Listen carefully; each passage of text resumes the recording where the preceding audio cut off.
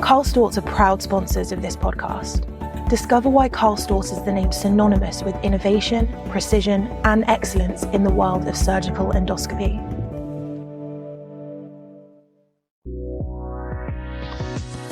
This is Wentz and Friends, the podcast of Women in ENT Surgery UK. I'm your host, Alex Ashman. This season, we'll be looking at key career advice on returning to training, working less than full-time, and applying for fellowships. And we'll be looking at factors that can make the working lives of women and minority individuals more challenging and what we can do about them. Today, we'll be talking to Ms. Sadie Khwaja, consultant ENT surgeon in Manchester, about the subject of imposter syndrome, confidence, and psychological safety. But first, a brief word about our sponsors. The Wentz and Friends podcast is sponsored by Karl Storz UK, who have kindly supported the podcast from the beginning and continue to do so for a second season. The podcast is also sponsored by the ENT UK Foundation, who have supported this season with an educational grant. Thank you to Karl Storz UK and ENT UK Foundation for their support. Professor Sadie Khwaja is a consultant laryngologist and rhinologist with interest in facial plastics in Manchester, with interests in medical education, NIH research and leadership. She is SAC LM for ENT and curriculum lead.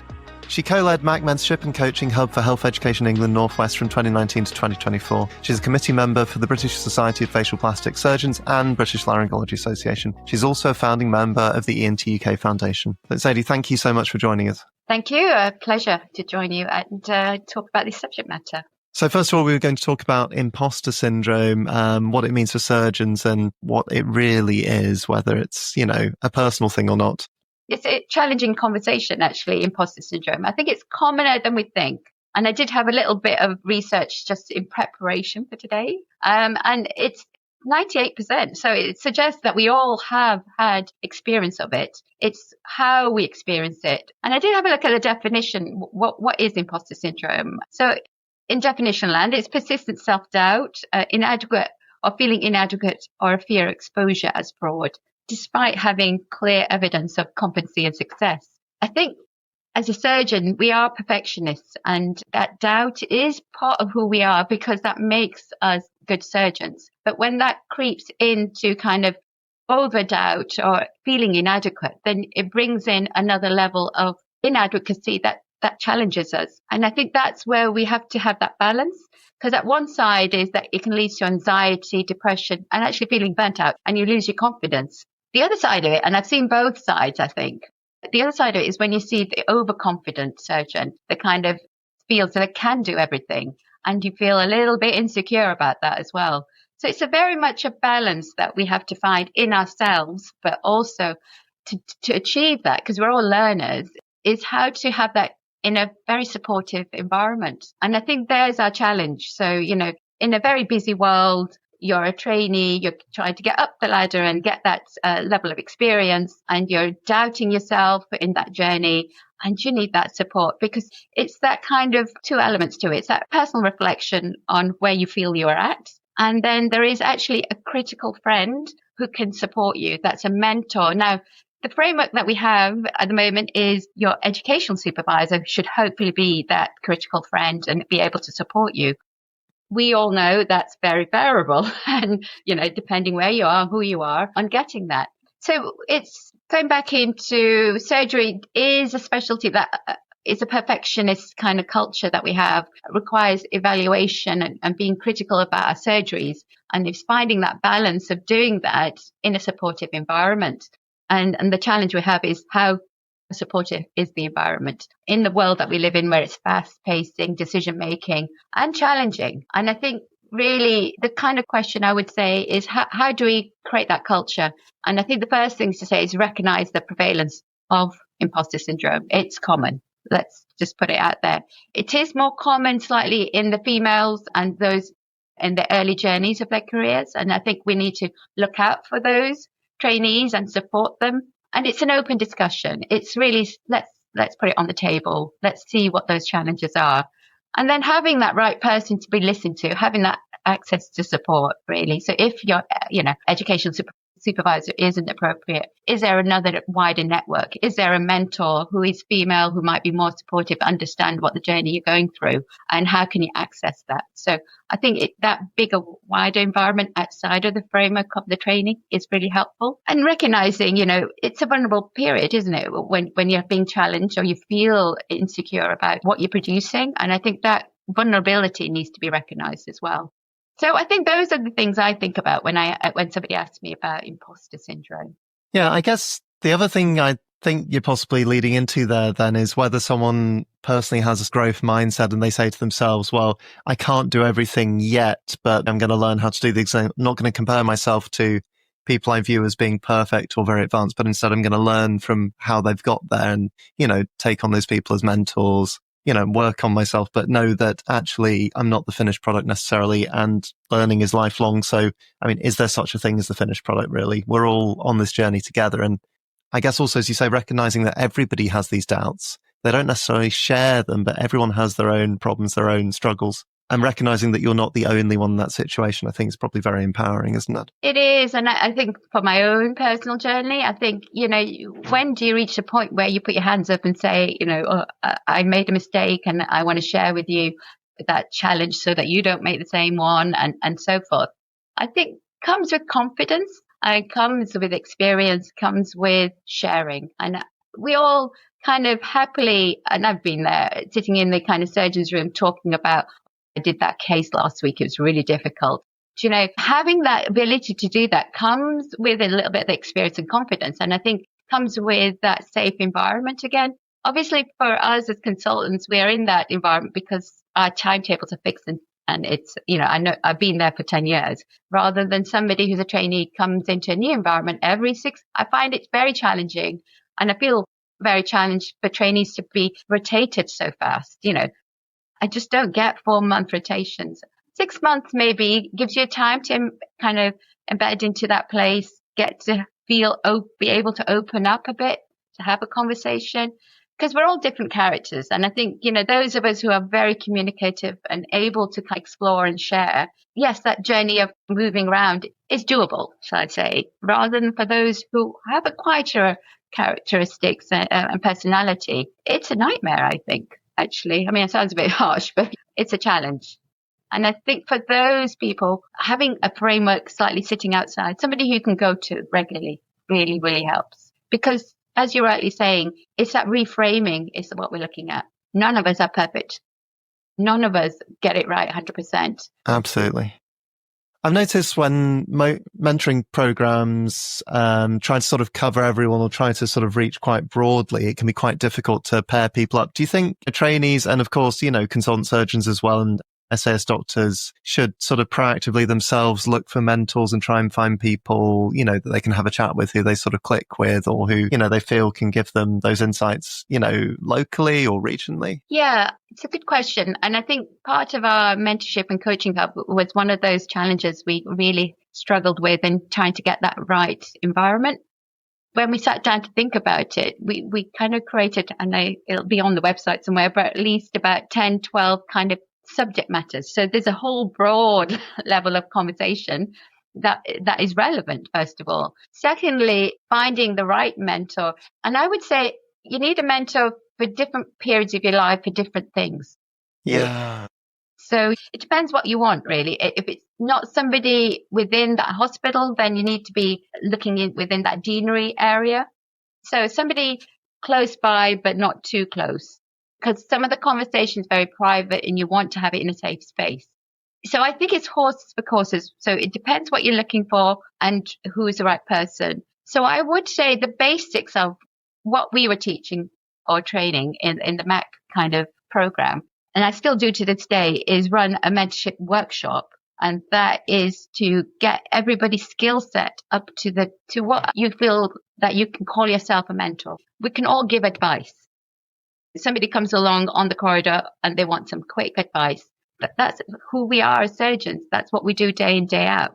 To be giving mentorship, I think, is a slightly different thing. It's investing in a person, sharing time, because, you need the time to allow that person to open up, to be able to share with you the challenge that they're having. And then the experience, being the person you've got the experience to provide that for them. Now, you may not always have the answer to everything, but you may know the person who they can go to. So it's that kind of finding the right conversation to have, and then the right advice to give, or communication, or coaching as well. So it may not always be advice that they need. It may need to be a supportive coaching environment. If we go back to the imposter syndrome, the ability to reframe and kind of think, actually, you know what? Even though I saw all the negatives, but there was a lot of positives in what I did. Yeah. Yeah. And then Yeah. work on the positives and say, actually, you know what? I did that really well. And, if I do that a little bit more confidently and say next time, Surgeon X, I can do this bit really well. Can you let me do X, Y? So it's that reframing of a conversation and supporting somebody through that journey. Yeah, absolutely. A sort of similar topic. Also wanted to ask, what do you think makes surgeons underconfident, and how can we address this, particularly for women and minority surgeons and trainees? That's a really good question. We're surgeons in a theatre and we're doing a performance.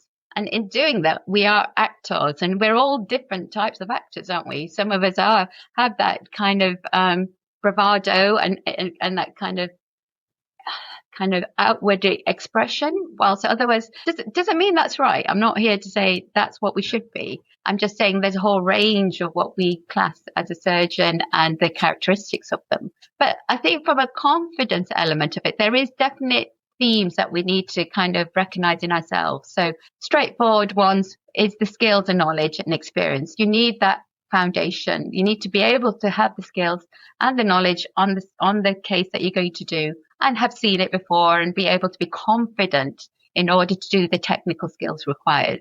So that's your kind of say foundation. Then the next step is actually your self-reflection. And it's going back to what you were saying about your growth mindset. To be able to say, okay, I know how to do this, but maybe I should have done it slightly different, or I need to pick up from my trainer. He did it slightly different to me, and that was what made the difference.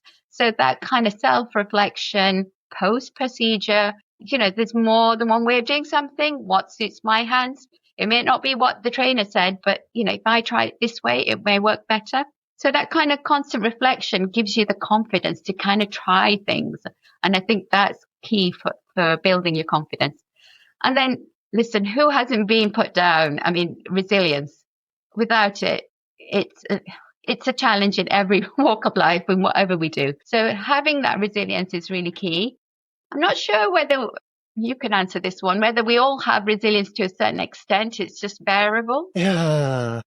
Well, I was going to say, honestly, I think some people, they've used up all their resilience. I don't know, getting the kids to nursery, getting to work, driving an hour, getting in the building, walking past people who've been working there for years when they're a new trainee who's only been working there a few weeks, and you're thinking, God, I don't belong here. And then just to get in the front door and get into theatre and, see the patients, then, by the time you're handed the knife, maybe you've used up your allotted amount of resilience. Even if you have, more resilience than the average person, you might be using all that up just to get to the starting line.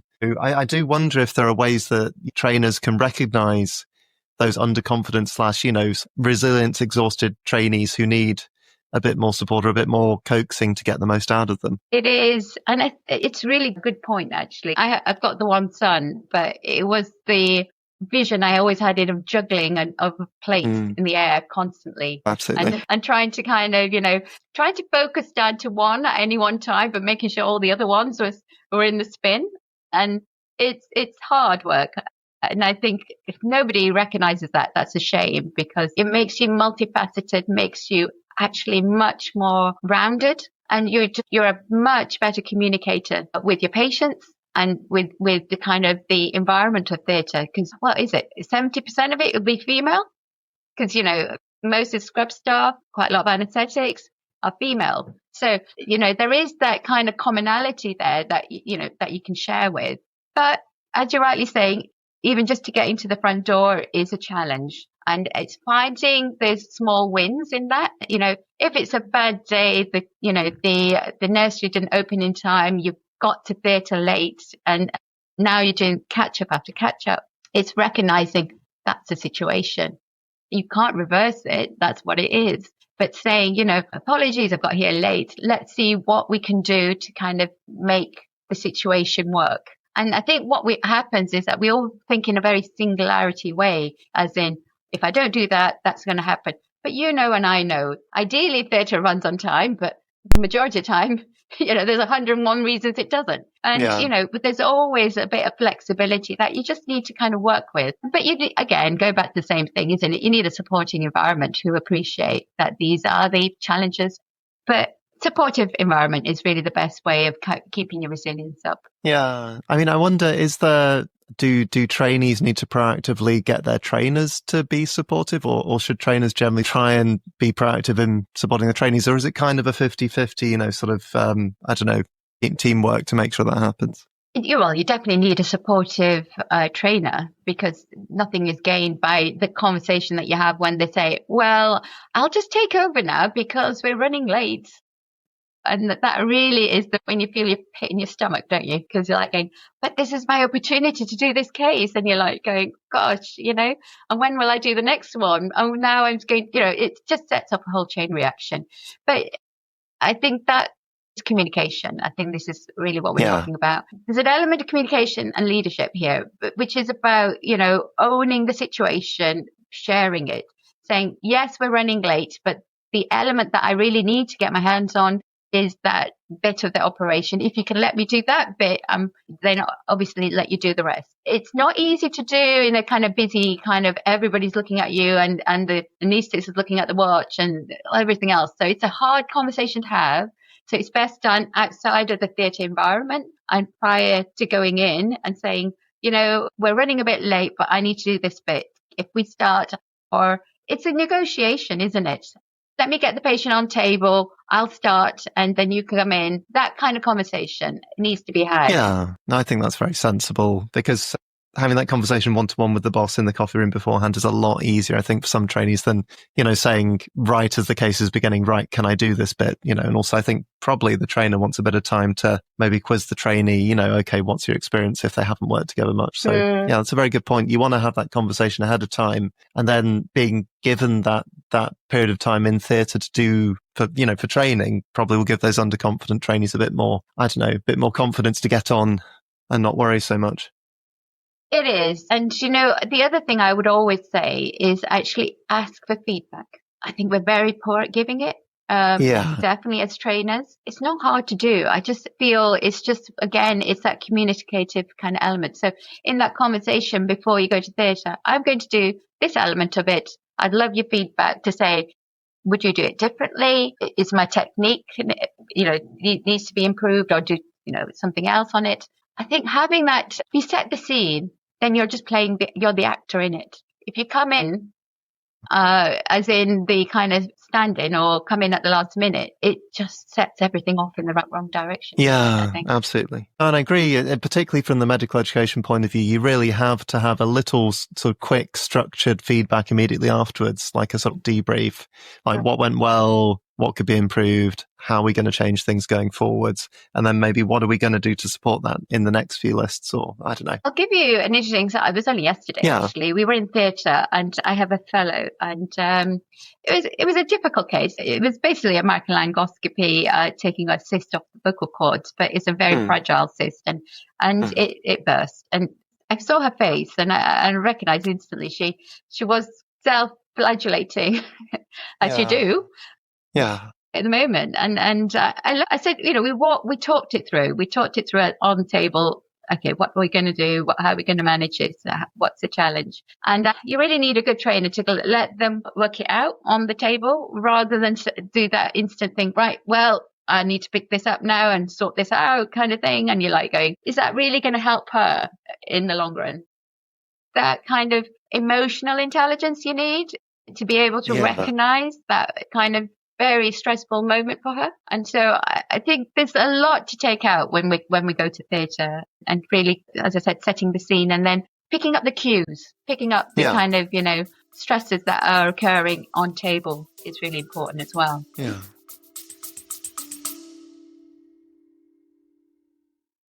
At Karl Storz, we're proud to be supporting this podcast. Trusted by prestigious hospitals, universities, and medical associations, our dedication to patient safety goes beyond equipment. We're committed to advancing education, hosting over 500 events each year to train the next generation of surgeons. Karl Storz, one name, all solutions.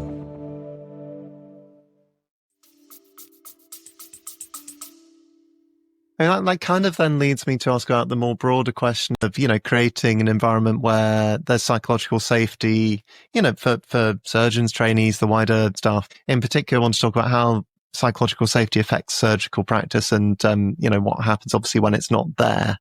I think that comes with being able to feel comfortable to speak up is really the summary of that. Yeah. And I would say, if I had to summarize this topic, I would really recommend everybody. I think it's not compulsory yet, but I suspect it will be doing a NOTS course. Yeah. Because a NOTS course really looks at those elements of it, taking out the hierarchy, really saying we're all invested in this patient on the table. We all contribute to getting that safely onboarding done and taking the patient off the table. Because at the end of the day, this is all about, a safe environment for the patient. And how do you create that? That comes with listening to everybody who's contributing. Because, we work in an environment where there's a constant drive of how efficient can we be in theatre? What's the safe staffing numbers and things like that. And we just sometimes forget the element of the quality of who we are and how we make that environment safe. And the scrub runner who's supporting the scrub nurse has an essential part to play, getting the right equipment on the table that you need at that moment in time that you need it, which wasn't considered at the beginning of the surgery because, hey ho, you can't remember 101 things at the same time. Yeah, absolutely. So I think those kind of elements, but it comes with kind of behaviors and having that leadership behavior. Now, the way we work theatre is very much there is an element of hierarchy. There's one person, the surgeon, responsible for all of that kind of interaction going on. So how that person leads and their behavior to an open conversation, to invite everybody to speak, is really important. I think it's always good to have a look at where on your journey as a trainee, as you go around, where you've seen that work really well and really try and see if you can copy that kind of environment. Yeah, absolutely.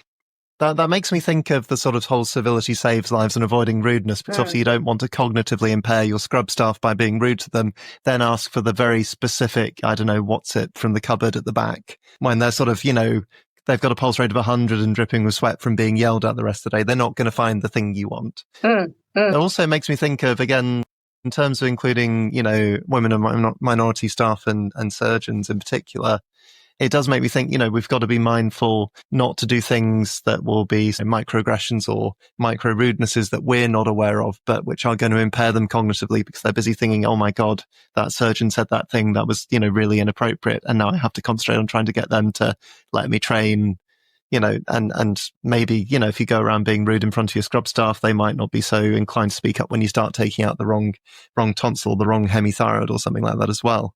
Yes. So I guess it comes back to the surgeon in the end. If the surgeon makes the environment hostile or not sort of comfortable for the team, then ultimately the team are not going to be able to support the surgeon as much. So I guess it's in everyone's interest. It is, and if we just take a step and think about why is that? Yeah. And I think that lots of change has happened. We have that WHO element of our kind of theatre list starting. I think the culture has changed. I think definitely when it came in, everybody thought, why do we need to do this? This is just simply a checklist, check. Yeah, we're all done. But if you see it where it works really well, so I'll give you an example. Like yesterday, my day starts with actually two things. The day has to have these two elements, otherwise I can't function. One is obviously see the pre-op patients, make sure you welcome them and they understand what they're doing and the whole consent procedure. I love to see a face. I love to see I cannot operate on somebody I've never met. I can't operate on somebody absolutely. I don't have had a journey with. So that's the beginning. It gives me the confidence to start the day. And then the second thing is the one-to-one conversation I have with the scrub sister. I go out and find her, even if she's running around, and I go, right, you've seen the list. Let's walk through the kit you're going to take out. And you need to invest as a surgeon, as a lead, in understanding what is on a tray, what instrument it is, if it's not there, what your plan B is, and possibly even plan C. Once I have plan A, B, and C in place, and I've seen my patients, I feel confident. I'm ready for the day. And that allows me then the time to have the conversation with the rest of the Scrubs team, to have, how are you guys? How's the day? What you've been up to? And set the scene, talk to the anaesthetists. That then gives me time. And then as we're operating and I have to go to plan B, it's not even a question. Plan B was already in plan B, ready off the shelf on the side, not chasing down a corridor. This whole planning has been over years. I'm not saying, I came to this straight away. This is with those conversations where I've asked for something and it's in the corridor or the back in cupboard. And I had to reflect to see, why was I in that situation? How is it that I was going to change this? And it was for me to change because I'm the leader and I have to make that change. It's not anybody else's job, really. So yeah, that's years of experience and reflection and that kind of environment setting and culture that I really love to create. And then, that's happened really well because at the end of the day of the debrief, it's not often, but, it's very rare. There's an instrument missing or something. That's the end of the debrief rather than, there was any issues with communication. Yeah. I guess the other thing I'd ask, if you're not in that situation, I'm going to be really mean and ask a harder question here in terms of, say you're in an ad hoc team, a team that's been flung together at the last moment, and you don't have that opportunity, to sort of build the cohesion over time and also, sort of ahead of time. Is there anything else you would do to try and make sure that, everybody speaks up, everyone's included? If you're working with people you haven't necessarily worked with before, and you're kind of thrust together in that moment. You need to invest. You've got to invest some time to set that environment. So I would still do what I've just done, what I've just described. Yeah. But you need to invest a little bit more in saying hello. And there's nothing that beats a smile. It's free. And it actually allows you to open a door and communicate. And it allows you to actually say, tell me what your experience is. Have you seen me operate? Have we done this case together before? Or have you seen this operation? Yeah. And if you do it in a very much a supportive way of doing that, which is let me learn about what your experience is. And actually, say that, okay, you haven't seen it. So let me guide you through how I do it. So this is what I like when I do this operation. And what we can do with is, and I have been there with this as well, where, basically years and years ago, it's like a tonsillectomy. Now, a tonsillectomy in my head is ding, ding, ding, ding, 5 steps, you're done. But to get that efficiency in that procedure, I need the set instruments given to me into my hands when I'm doing it. And so I had that conversation with the scrub nurse and I said, she said, yeah, Mr. X does it this way, Mr. Da-da-da does it. I said, that's great. So you know what it's like, what the steps are, but do you know how I do it? And she said, no, I'm scrubbed with you before. I said, great. Okay. And we set her scrub table out the way I wanted to have the instruments handed to me. And basically, I said step 1, step 2. So she learned how I wanted to do it. So it's an education for her. She learns, some of that is instrument learning, some of that is procedure learning and so forth. She's now confident that she can do that procedure because we've just walked through it. And so I don't feel the stress because I've just shown her how I want it done, and it's communicating again. We walk it through. So I think coming back to the point of, it's an environment that you're not comfortable with, you're not been in that theatre, you need to invest the time, have the communication early, not on table, not when you're in there. And I think that preventative element to definitely how I work is really keeps my sanity, my kind of level of kind of stress as low as I can keep it. And I think that side of thing is something I love to culture in all of our trainees. That's the kind of the message I try and get through as part of a surgeon training aspect. It's obviously the technical skills, but it's the non-technical as well. Yeah. That are really important for your well-being and your stress levels and your safety for your patient, that kind of thing. But I was going to say, because I've kind of focused slightly on myself, just about, minorities you talked about females and stuff. I think the principle is still the same. I wouldn't change anything I've said. I think the nuances are just going to be communication slightly. If your first language isn't English, it's the challenge of how you communicate. And the answer really is, and I think it's a pressure speech. I think I've seen it so many times. If it's your second language, what happens is speed up. And the answer is slow down and just say things confidently slower and you get the clarity. And then the other person isn't second guessing what you're saying or mishearing what you're saying. And I think that then gives you that confidence on the communication and builds your confidence going forward. And I think as we talked about females, I think there's more of that imposter syndrome and tackling that elements of it from that side. Let me ask you then, say you've got someone who's starting as a new consultant in, maybe a trust or a unit where they weren't a trainee, so they don't really know everyone. So they're going to go in with, maybe low level of confidence, maybe feeling a bit of imposter syndrome still, despite having CCD'd, etc. Because I'm sure, everybody has these feelings when there's someone new. How do you get into that situation where you're not feeling underconfident or struggling in that new environment? Yeah, it's an interesting question, because most of us, when we come to finding a job, we usually have a kind of a 6-year interview, don't we? So it's a kind of very much, and I call it a marriage in a sense, because you need to fit into the environment or the place. So when you go for a job, you would have thought, if this is a place I want to work. So there's that kind of conversation on your side as a trainee. And then equally on the other side, they have to see you fit into that, the rest of the group. And there's a forward and back element of, does that marriage actually work? Now, sometimes it's a testing period. And it's definitely the first couple of years, you're finding your feet. They're testing you out, and, is it going to work? So it's pretty stressful, I think.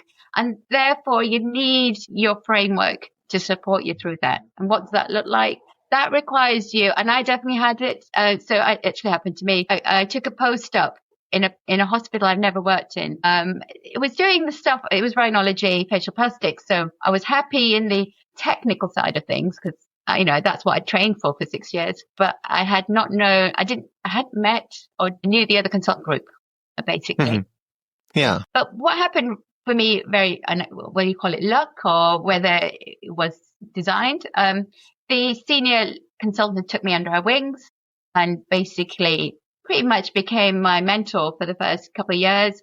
And what she did was, the thing that I think always stresses new consultants is the environment, getting used to it, but also the on-call for the first time, and being on call on a case that you would have seen it as a trainee, but you're now at the end point where your decision is the final decision, and knowing, is that the right decision?